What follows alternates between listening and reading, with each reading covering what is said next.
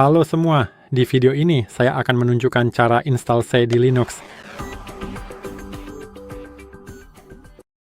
Jadi pertama-tama kita harus masuk ke browser, dan di dalam browser ini kita harus terlebih dahulu mengunduh repositori paket Microsoft yang akan kita install karena ini diperlukan agar C dapat berjalan dengan baik. Saya akan menunjukkan kepada Anda tautan persis yang bisa Anda gunakan untuk mengunduh repositori paket ini. Jadi tentu saja kita harus mulai dengan https, dan saya tahu Anda bisa mengunduhnya misalnya dengan perintah wget dari terminal, tapi saya ingin menunjukkan cara ini kepada Anda melalui browser, karena menurut saya ini bermanfaat. Jadi kita akan mulai dengan membuka packages.microsoft.com, lalu lanjut ke bagian flash, serta melakukan pengaturan pada config, dan sementara kita akan berhenti sampai di situ saja. Saya akan menekan enter. Dan seperti yang Anda lihat, kita memiliki situs yang tampilannya seperti ini. Kita memiliki beberapa distribusi.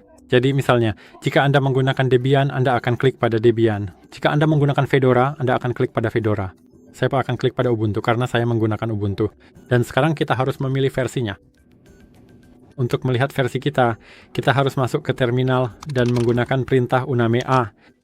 Itu akan menunjukkan versi kita. Versi terbarunya sudah tersedia di sini, yaitu versi 24,04 LTS. Jadi langkah selanjutnya adalah kita akan menggunakan paket ini.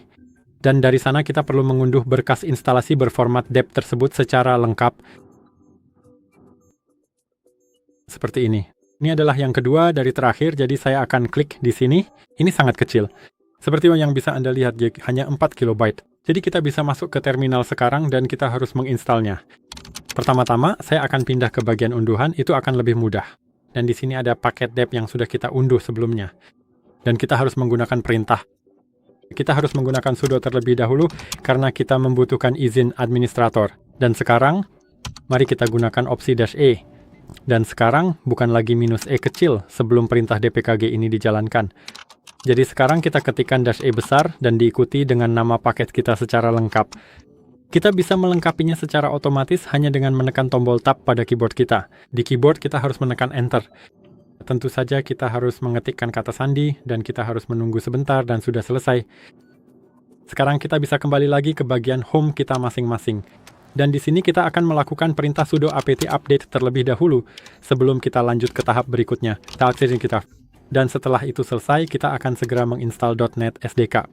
Karena framework.NET tentu saja sangat dibutuhkan untuk bahasa pemrograman C. Pada dasarnya, hal ini dilakukan untuk membuat program C bisa berjalan dengan baik di sistem kita, setidaknya menurut pendapat saya.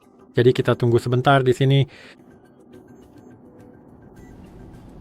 Dan sekarang kita akan menginstal net, jadi sudo apt install. Perintah ini akan bekerja di Ubuntu dan Debian. Saya menunjukkan bahwa ini bisa dilakukan untuk Ubuntu dan Debian sekarang. Jadi net SDK 8.0 kan? Seperti ini kita akan tekan enter dan kita harus setuju di sana. Jadi kita akan tekan Y yang berarti yes, ya. Dan sekarang kita bisa menunggu.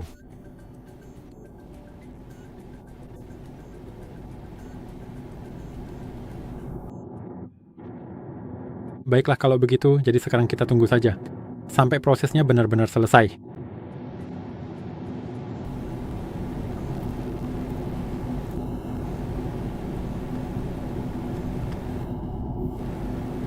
Dan sekarang mungkin di awal kita akan memeriksa versi net untuk memastikan bahwa itu sudah benar.